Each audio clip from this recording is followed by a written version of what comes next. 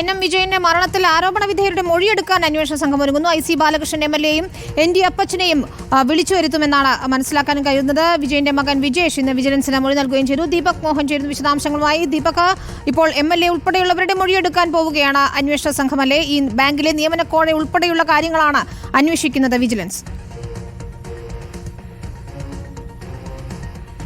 വിനീത, ഈ ആത്മഹത്യക്കുറിപ്പിൽ പരാമർശിച്ചിട്ടുള്ള കോൺഗ്രസ് നേതാക്കന്മാർ ഉൾപ്പെടെയുള്ള ആളുകളുടെ മൊഴിയെടുക്കാനാണ് ഇപ്പോൾ അന്വേഷണ സംഘം ഒരുങ്ങിയിരിക്കുന്നത്. സുൽത്താൻ ബത്തേരി ഡിവൈഎസ്പിയുടെ നേതൃത്വത്തിലുള്ള അന്വേഷണ സംഘം ഈ കേസ് അന്വേഷിച്ചുകൊണ്ടിരിക്കുകയാണ്. ഒപ്പം സാമ്പത്തിക ഇടപാടുമായി സംബന്ധിച്ച കേസ് അന്വേഷിക്കുന്നത് വിജിലൻസ് ആണ്.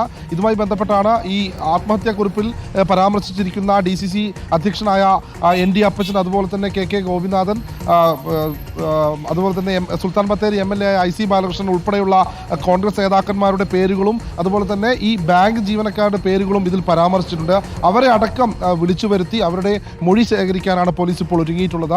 ഇതുമായി ബന്ധപ്പെട്ട് വിജിലൻസ് അന്വേഷിക്കുന്ന സാമ്പത്തിക കേസും ഇതിലും ഇവരുടെ മൊഴിയെടുത്തേക്കും. സാമ്പത്തിക ഇടപാടുകൾ നടത്തിയിട്ടുണ്ട്. അതുമായി ബന്ധപ്പെട്ട് പല നേതാക്കന്മാരും പല ആളുകളിൽ നിന്നും ലക്ഷക്കണക്കിന് രൂപ വാങ്ങിയെന്നൊക്കെ ഈ N.M. വിജയന്റെ കത്തിലുണ്ട്.